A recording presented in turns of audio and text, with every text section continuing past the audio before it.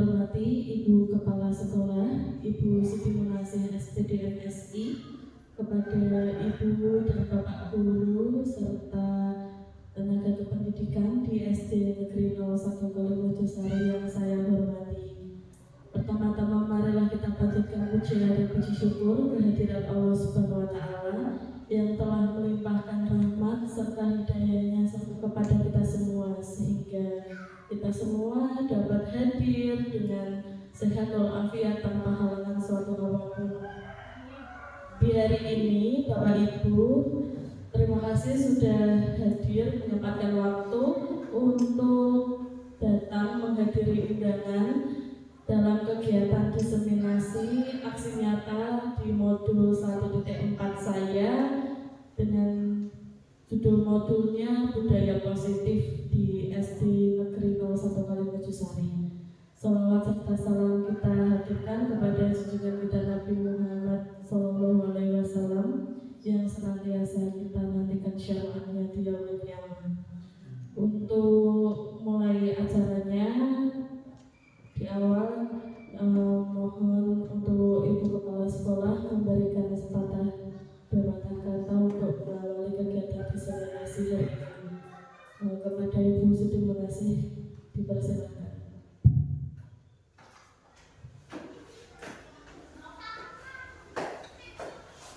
Bismillahirrahmanirrahim. Assalamualaikum warahmatullahi wabarakatuh. Bismillah, alhamdulillah, la haula wala quwwata illa billah. Yang saya hormati Bapak dan Ibu Guru SD Negeri Kalimojosari, puji syukur alhamdulillahirabbil alamin bahwasanya di siang hari ini kita mengadakan pertemuan dalam rangka pelaksanaan CGP Ibu Lulut Sugiyarti dalam modul 1 itu mengenai masalah budaya positif. Seperti apa yang kita lakukan pada anak didik kita, yaitu masalah budaya positif yang pagi hari sudah kita lakukan di dalam menghadapi anak. Kita senyum, salam, dan sapa. Ketemu anak kita senyum, selalu kita salam, terus kita menyapa. Alhamdulillah sudah terlaksana dengan baik, dan program-program kita dalam 1 minggu sudah kita laksanakan. Ini berkaitan dengan budaya positif. Program-program itu tujuannya adalah untuk mencapai tujuan pendidikan di SD Negeri Kalimojosari. Seperti halnya budaya, kalau hari Senin kita mengadakan upacara, terus ada kegiatan lagi, ada kegiatan olahraga pada hari Selasa dan Kamis. Begitu juga kalau hari Rabu kita mengadakan yaitu menyanyikan lagu kebangsaan bersama-sama. Untuk hari Jumat kita mencoba latihan sholat duha berjamaah. Hari Sabtu kita membaca Asmaul Husna bersama-sama. Itu adalah upaya untuk budaya positif. Jadi semoga dalam program kita berjalan dengan lancar sesuai dengan apa yang ada di modul CGP. Semoga dengan kegiatan CGP ini bisa berjalan dengan lancar dan bisa diikuti teman-teman yang lainnya. Demikian yang bisa saya sampaikan, kurang lebihnya mohon maaf. Wassalamualaikum warahmatullahi wabarakatuh.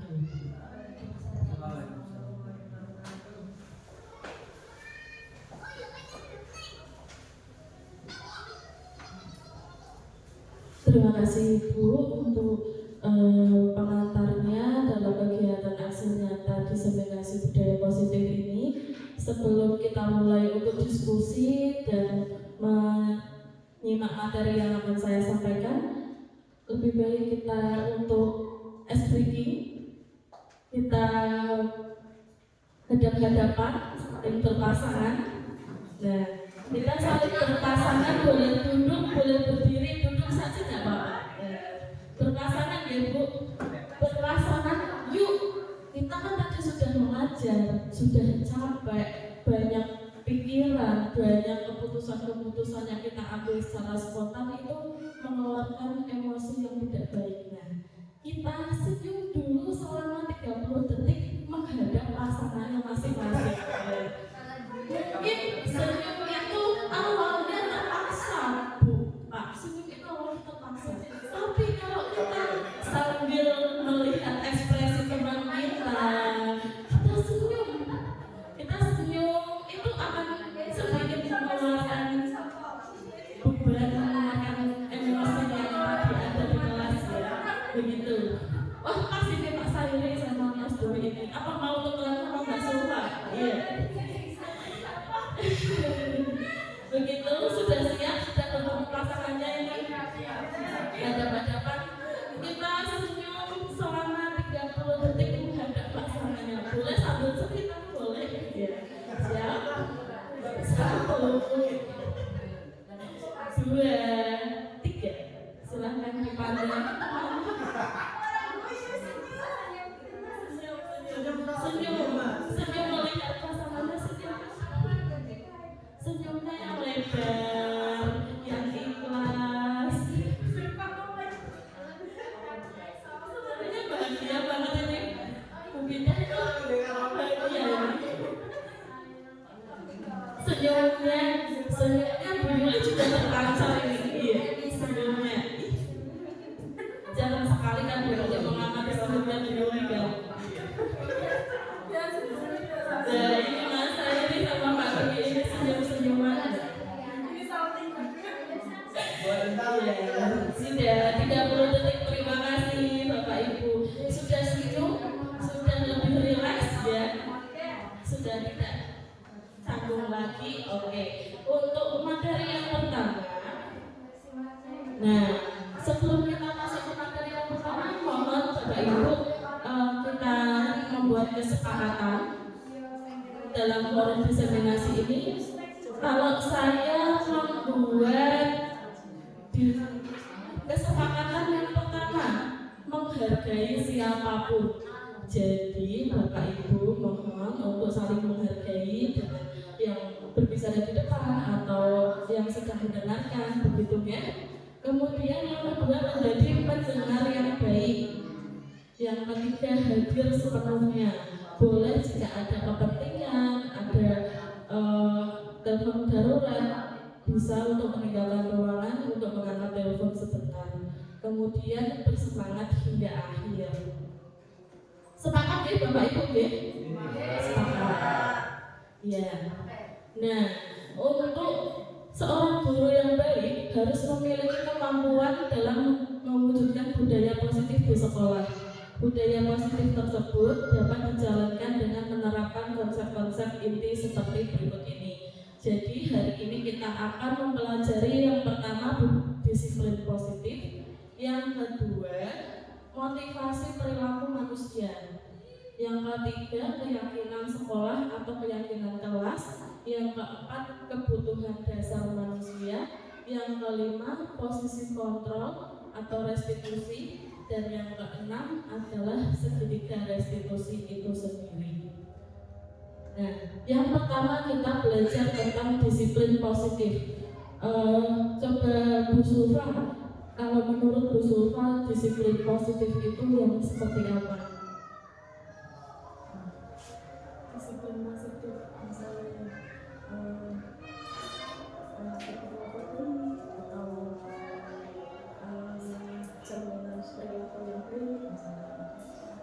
Kalau menurut saya disiplin positif dari siswa itu ketika siswa bertemu gurunya dan melakukan saling kepada gurunya dengan mengucapkan assalamualaikum gitu. Itu termasuk disiplin positif sosial. Nanti misal anak itu hubungan antara anak dan guru itu akan menjadi erat dengan mengucapkan salam dan bersalam. Terima kasih tepuk tangan untuk Bu Sulwa. Iya, jawaban yang bagus Bu Sulwa untuk mengenai disiplin positif. Disiplin positif itu bisa berupa perilaku, kegiatan, kemudian bisa berupa tanggung jawab juga. Nah, disiplin positif merupakan suatu cara penerapan disiplin yang mengajarkan anak bertanggung jawab dan menumbuhkan kesadaran diri berdasarkan nilai-nilai kebajikan. Nilai-nilai kebajikan yang kita imani selama ini dalam masyarakat itu seperti menjaga kebersihan, kemudian sopan santun, kemudian saling tolong menolong. Itu sebuah nilai kebajikan yang kita imani dalam masyarakat. Terus dalam disiplin positif ini lebih ke arah disiplin diri yang dapat mengontrol diri dalam melakukan segala tindakan. Jadi anak-anak itu perlu untuk melakukan kontrol diri. Jadi tidak hanya ikut-ikutan dengan temannya. Nah, disiplin diri dapat membuat murid memahami dan menyadari berdasarkan motivasi internal, bukan dari paksaan, pujian maupun hukuman.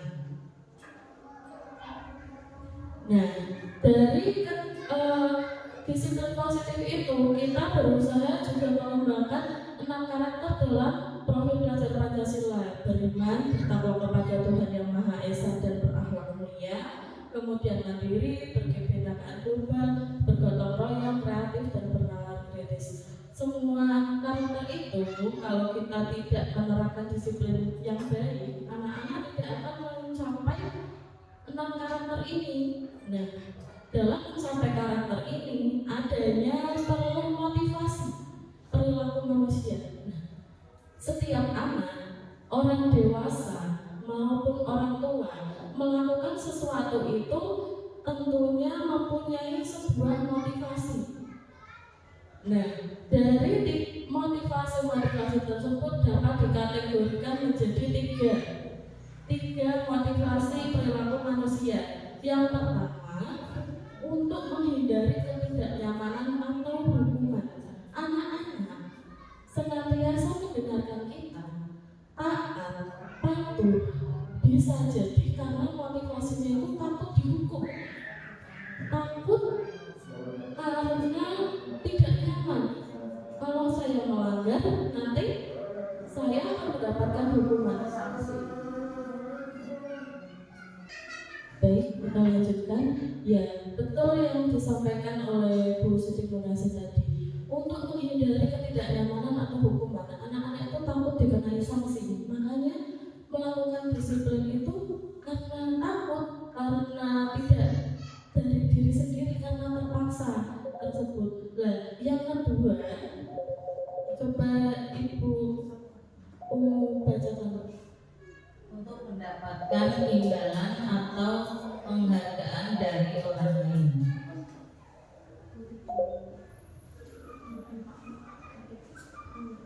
Iya. Contohnya Bu, kalau motivasi untuk mendapatkan imbalan itu seperti apa? Contohnya misalkan melakukan mengambil sampah nanti akan mendapat juara, itu atau kebersihan nanti mendapat juara per kelas, itu sama saja dengan imbalan. Mungkin seperti itu ya. Terima kasih tepuk tangan untuk Bu Umum. Iya, betul. Jadi anak melakukan kebersihan tingkat kelas, lomba kebersihan itu karena motivasinya ingin mendapatkan imbalan atau penghargaan, bukan dari motivasi dari diri sendiri dan tidak ada paksaan. Nah, yang ketiga, untuk menjadi orang yang mereka inginkan dan menghargai diri sendiri dengan nilai-nilai yang mereka percaya. Kalau saya memberi contoh, misalnya kelas 1 mengerjakan PR itu bukan karena dia ingin mendapat pujian, bukan karena dia ingin mendapat nilai, tapi berusaha menginginkan diri sendiri. Oh, aku kalau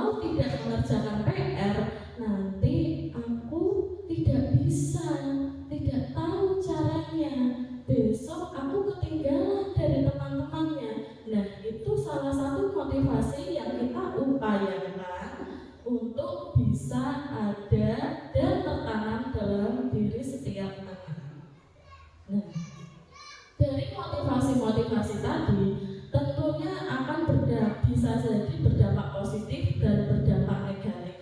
Nah, untuk menghindari dampak negatif, kita perlu adanya suatu keyakinan kelas.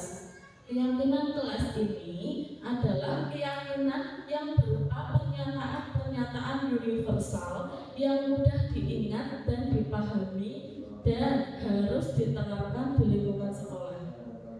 Pernyataan-pernyataan universal itu maksudnya pernyataan yang kita sepakati bersama, yang kita sepakati di dalam masyarakat, yang kita sepakati di dalam sekolah. Contohnya, masuk dengan tepat waktu atau tidak terlambat. Kalau tidak terlambat itu kan kalimatnya negatif ya. Jadi masuk tepat waktu itu pernyataan yang kita sepakati bersama. Contohnya lagi, membuang sampah pada tempatnya. Itu suatu kalimat positif berupa pernyataan universal.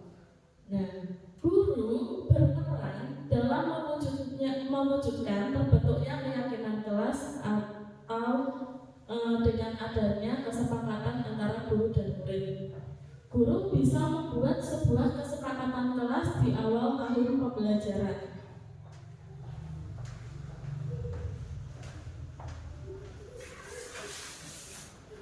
Saya sudah ada contoh di awal tahun pelajaran, saya membuat sebuah keyakinan kelas.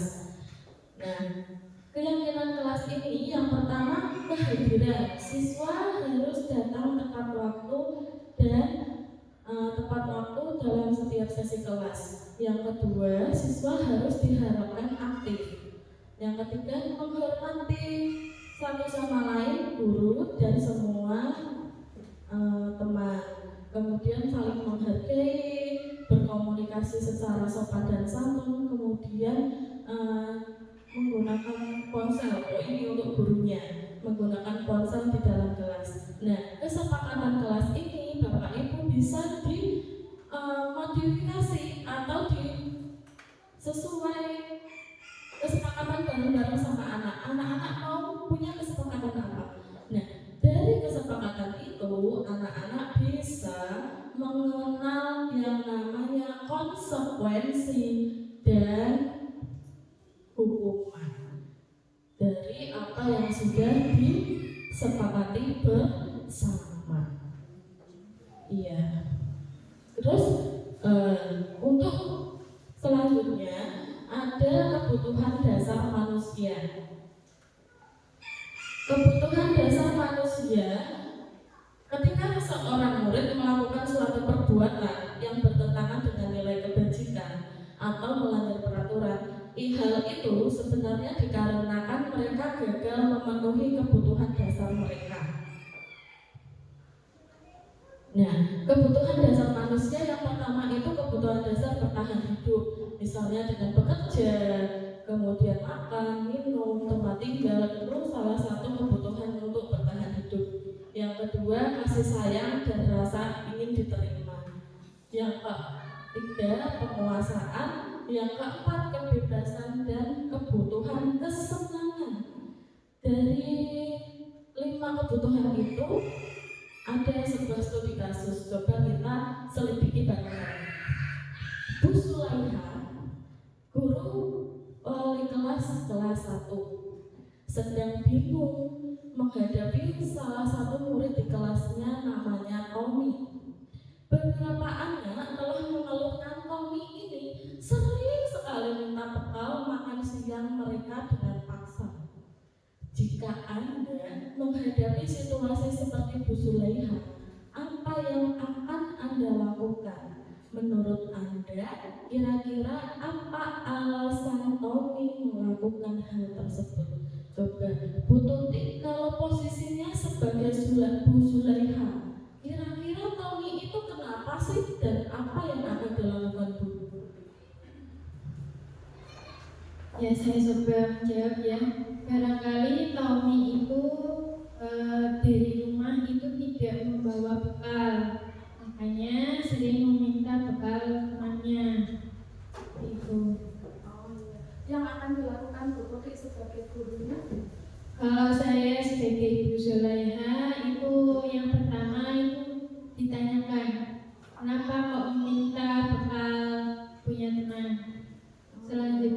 sudah tahu penyebabnya, misalkan tidak diberi bekal, ya bisa menghubungi orang tuanya atau keluarganya supaya dari rumahnya itu bawa bekal gitu. Terima kasih, tepuk tangan untuk Bu. Begitu. Untuk jawaban Bu Tuti, mungkin saja anak tersebut tidak membawa bekal. Coba kita telisik alasan Tommy yang pertama. Mungkin karena dia lapar dan orang tuanya tidak membawakan bekal. Betul jawaban Bu Tuti. Maka kebutuhan dasar yang berusaha dipenuhi oleh Tommy adalah kebutuhan hidup. Jadi dia merasa lapar, makanya dia minta sama temannya secara paksa. Nah, itu memotivasi Tommy untuk melanggar peraturan. Yang kedua, coba kita telisik alasan Tommy. Karena dia merasa senang temannya jadi memperhatikan dia. Ketika temannya melaporkan, Bu Guru, Tommy ini nakal. Nah, gurunya memberitahu orang tuanya sehingga orang tuanya jadi memperhatikan dia. Berarti inti dari masalah Tommy itu membutuhkan kasih sayang dan perhatian. Dia berbuat nakal di sekolah karena ingin diperhatikan orang tuanya. Kalau yang ketiga, ini alasan Tommy yang ketiga. Karena temannya menjadi takut dengan dia. Kalau dia nakal, dia berbuat paksa, temannya jadi takut dan menuruti keinginannya.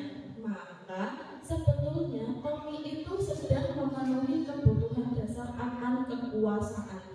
Dia ingin berkuasa. Makanya dia itu berusaha melakukan perbuatan yang sebenarnya melanggar peraturan. Betul. Kemudian yang keempat, karena dia merasa bosan. Bisa jadi karena dia tuh sudah dikasih bekal sama orang tuanya, tapi itu dia bosan.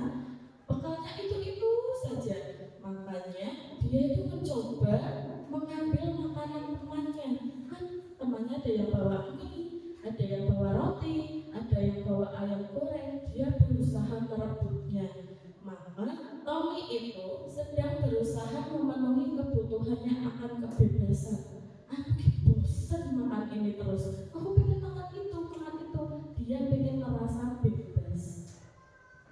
Nah, yang kelima, bisa jadi karena ia melakukannya karena iseng saja dan menikmati ekspresi wajah temannya yang kesal. Temannya yang direbut itu pasti akan nangis, akan jengkel, dan dia merasa saja senang. Nah, di situ berarti Tommy sedang berusaha memenuhi kebutuhannya akan kesenangan. Dia merasa senang kalau sudah temannya nangis. Nah, itu ada 5 kebutuhan dasar yang berusaha dipenuhi ketika ada seorang anak yang merasa nakal. Bapak Ibu, ketika ada yang merasa anak itu nakal sekali, coba kita telisik dia itu sebenarnya butuh apa. Entah butuh kasih sayang, butuh perhatian, butuh akan kebebasan, butuh akan kesenangan, seperti itu. Nah, untuk melanjutkan ke kebutuhan yang lain, kita ice breaking dulu Bapak Ibu. Boleh? Kita mau senang untuk melemaskan otot-otot tangan. Oke.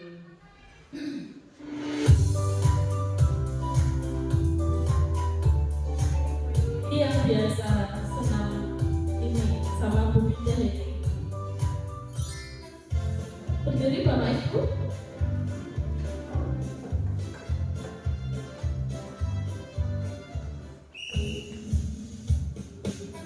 Siap ya?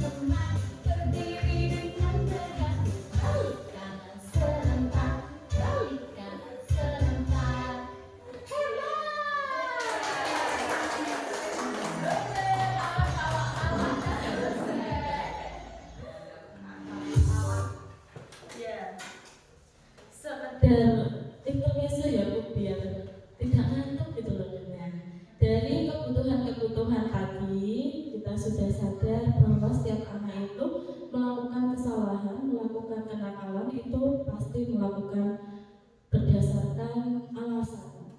Nah, posisi kontrol restitusi yang akan kita pelajari yang pertama, posisi kontrol kita sebagai guru, kita mempunyai 5 posisi kontrol dalam menghadapi anak-anak yang memang membutuhkan tadi. Yang pertama, posisi kontrol kita sebagai penghukum. Nah, Bapak Ibu, biasanya kita ketika melihat anak yang dikatakan nakal, dikatakan rewel, itu kita biasanya memposisikan anak sebagai penghukum. Kamu tidak mengerjakan PR ya, kamu sekarang mengerjakan PR di luar. Nah, itu memposisikan kita sebagai guru, sebagai penghukum. Yang kedua, guru sebagai pembuat rasa bersalah. Contohnya, kamu memecahkan jendela.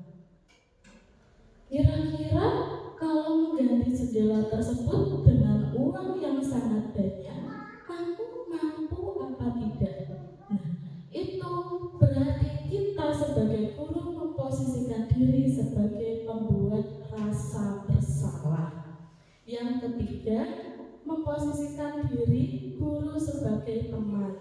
Kita rangkul, kita dudukkan, kita tanya, kamu kenapa? Oh, kamu jengkel banget ya dari tadi ya? Oh iya, oh karena teman kamu nakal. Oh iya, ayolah dengarkan guru sebentar misalnya. Nah, itu memposisikan kita sebagai teman. Yang keempat, sebagai pemantau. Dia mau mengeluarkan emosi, mengeluarkan unek-unek yang ada di hatinya. Kita sebagai pemantau, kita memvalidasi dulu perasaan dia, kemudian kita cari tahu penyebabnya apa. Dan yang kelima, posisi kontrol yang paling tinggi kita sebagai manajer. Kita memancing dia dengan berbagai pertanyaan sehingga dia menemukan sendiri kesalahan apa yang sudah dia lakukan dan bagaimana mengatasi dari kesalahan tadi, mencari solusi. Nah, tabel dari 5 posisi kontrol seperti ini. Di posisi yang paling rendah, guru sebagai penghukum, kemudian pembuat rasa bersalah. Nah, ketika sudah berhasil atau sukses, kita bisa menjadikan posisi sebagai teman dan pemantau. Nah, kemudian jika kita sudah sukses dalam kontrol diri, kita bisa menghargai anak tersebut, kemudian mengajukan pertanyaan-pertanyaan sebagai kontrol manager.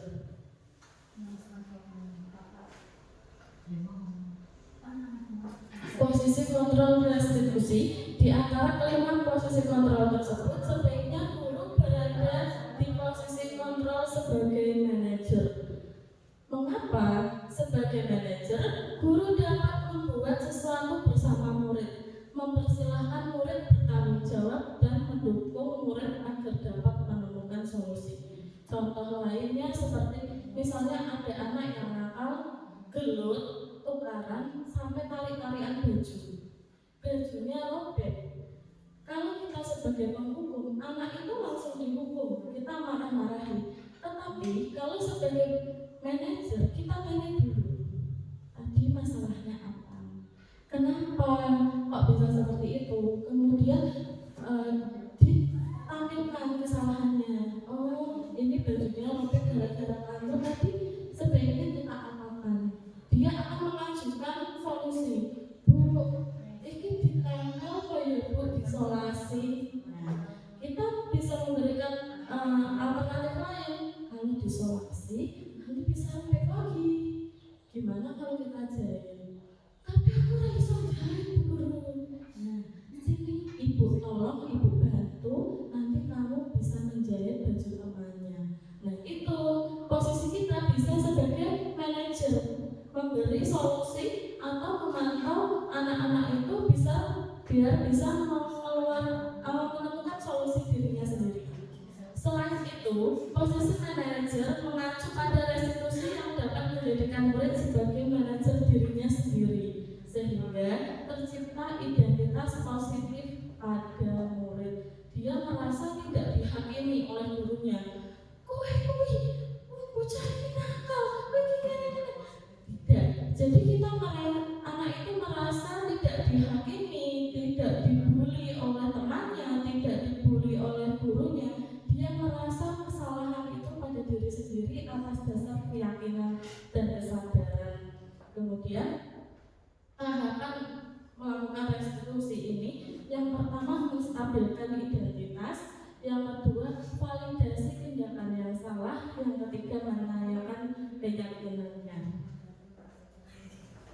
Nah, menstabilkan identitas dilakukan berdasarkan prinsip bahwa membuat kesalahan adalah bagian dari proses pembelajaran, yang intinya akan menggeser identitas gagal ke identitas sukses. Misalnya, kamu kenapa kok pelajaran matematika lemes? Aku pusing Bu Guru, aku gak mau pelajaran matematika. Matematika itu sulit. Lah, kita berusaha menstabilkan identitasnya dulu. Iya, Bu Guru tahu. Bu Guru dulu waktu SD juga sama kayak kamu. Bu Guru dulu pas pelajaran matematika Bu Guru gak bisa. Tapi Pak gurunya Bu Guru dulu namanya Pak Huda, itu mengatakan bahwa matematika itu penting buat kita. Nah itu, jadi anak itu merasa tidak disalahkan, tetapi distabilkan dulu emosinya. Yang selanjutnya memvalidasi tindakan yang salah.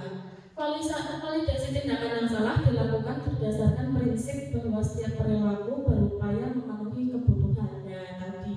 Setiap perilaku anak itu tentu saja atas dasar ingin memenuhi kebutuhannya, sehingga guru atau orang tua akan bergeser dari pemikiran respon menjadi proaktif, serta akan mengenal dan mengakui kebutuhan murid.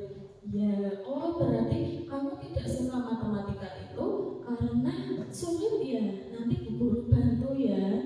Nanti kamu suka rumus yang seperti apa, atau kamu mau belajar dengan siapa. Nah, begitu. Selanjutnya, jika dia tetap mengeyel, tidak mau mengikuti apa yang katakan guru, kita bisa menanyakan keyakinan. Tadi kita sudah membuat keyakinan bahwa setiap anak itu harus semangat belajar, harus tetap mendengarkan apa yang katakan guru. Kalau kamu tidak mau belajar, berarti kamu sudah melanggar keyakinan yang apa di kelas kita, begitu. Jadi dia akan memvalidasi tindakan dia sendiri yang salah, begitu. Nah, sudah sampai di akhir kita diseminasi pada siang hari ini. Sebelum kita akhiri, Bapak Ibu, izinkan saya menampilkan salah satu praktek segitiga restitusi yang saya praktekkan bersama anak kelas 4 mengenai masalah yang ada di kelas. Saya merasa puas dan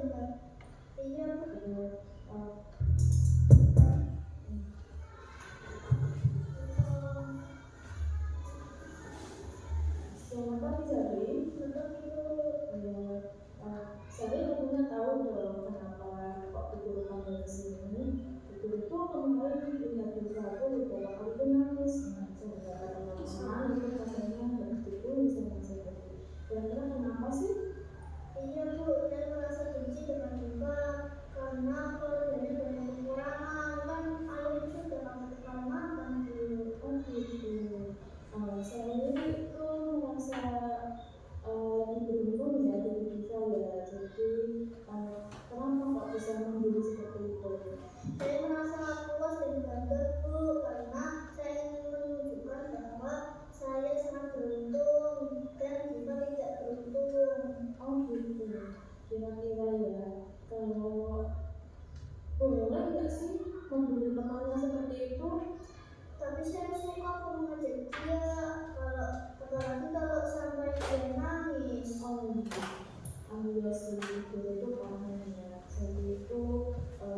waktu yang bagus, kehidupan, masih ada. Tapi saya juga ingat tadi dengan kelas di kelas kita. Saya masih ingat nggak kalau kita memburu dengan seorang lagi itu berarti membuat keyakinan kelas yang apa? Oh iya ya Bu, maaf saya sudah melalui kesepakatan kelas untuk saling menghormati. Mungkin saya harus banyak belajar dan memiliki sikap tidak mengancam teman. Dia bisa membantu orang lain yang sedang mengalami kesusahan atau bagaimana tidak seberuntung saya.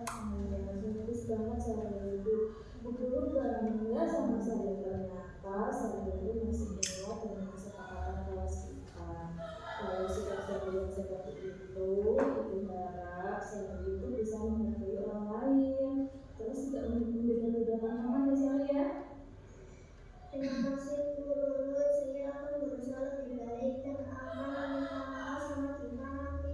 Iya, bagus. Setelah ini Bu Guru harap saya itu bisa berjalan dengan mereka, mengenai teman-teman yang lain, dan jangan membeli lagi ya tadi ya. Iya, sekarang kembali ke kelas. Terima kasih ya Sally.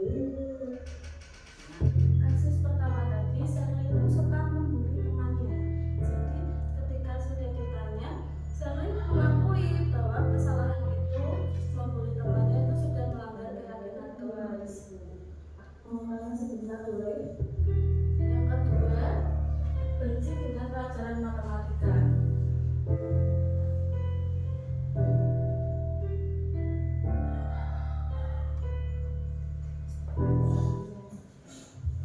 Ya, selamat pagi. Citra, Guru ngomongnya sebentar boleh. Iya. Guru tuh keluarga Citra kalau pelajaran matematika kok mesti marah, terus berontak sampai nangis gitu. Citra tuh ada masalah apa sih? Ya Bu, saya marah dan bahkan saya sering dari berontak. Itu karena saya sangat benci sama pelajaran matematika. Saya nggak suka gitu. Saya nggak banyak angka-angka. Oh gitu. Kalau seperti itu, dulu juga pernah sih kayak gitu. Dulu tuh nggak suka sama matematika. Tapi Pak Guru tuh bilang kalau matematika itu penting berpikir. Akhirnya Guru tuh sadar kalau matematika itu ternyata penting. Nah, Guru harap kamu juga merasakan hal yang sama. Saya pusing dan bingung dan saya belajar matematika. Oh gitu, pusing ya, bingung. Jadi kamu nggak paham ya kalau pelajaran matematika ya? Gitu. Oh gitu. Ya, jadi kamu sendiri kalau ternyata matematika itu berat ya, matematika itu susah. Tapi kamu tuh harus tahu, kamu harus belajar kalau belajar matematika itu penting bagi diri kamu. Kemudian kamu juga harus mengenal belajar bisa mendapatkan nilai yang lebih baik lagi dan tidak tertinggal di teman-teman. Saya malas Bu, saya tidak mau belajar. Kalau menurut seperti itu sebenarnya kita masih ingat gak sih kesepakatan kelas kita? Kalau kita malas, gak mau belajar, berarti kamu melanggar kesepakatan apa? Berarti saya mau belajar belajar ya Bu. Iya, keyakinan kelas yang harus semangat belajar itu kalau menurut kamu kedepannya bisa memperbaiki apa? Saya harus tetap belajar ya, saya harus semangat belajar nggak ketinggalan lagi. Oh iya, kalau begitu semangat kamu, kalau ketinggalan kamu untuk belajar lagi, kamu harus terus semangat. Nanti Guru bantu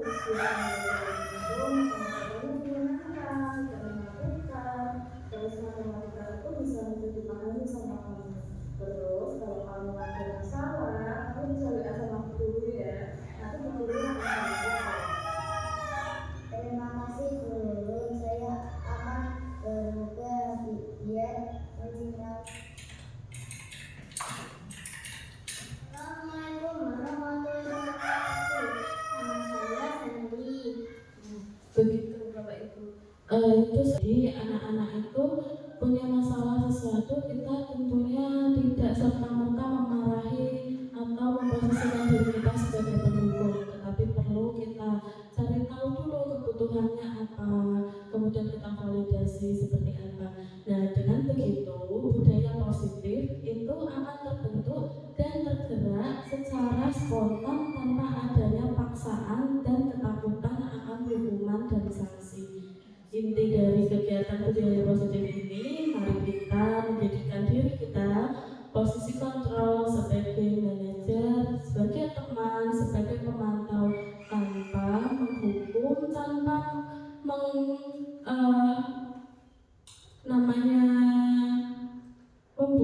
atau lebih memojokkan seseorang, memojokkan anak-anak kita tanpa mengetahui alasan yang jelas, tanpa mengetahui alasan yang pasti, demi kebaikan, demi sikap anak-anak yang baik, demi nilai-nilai positif itu dapat tertanam dengan baik di sekolah kita. Di akhir sesi ini, monggo Bapak Ibu ada yang ingin ditanyakan? Tidak ya? Ya, terima kasih, berarti sudah memahami dengan betul masalah atau modul mengenai disiplin positif ini. Terima kasih atas kesempatannya, kemudian terima kasih atas dukungannya. Saya akhiri. Wassalamualaikum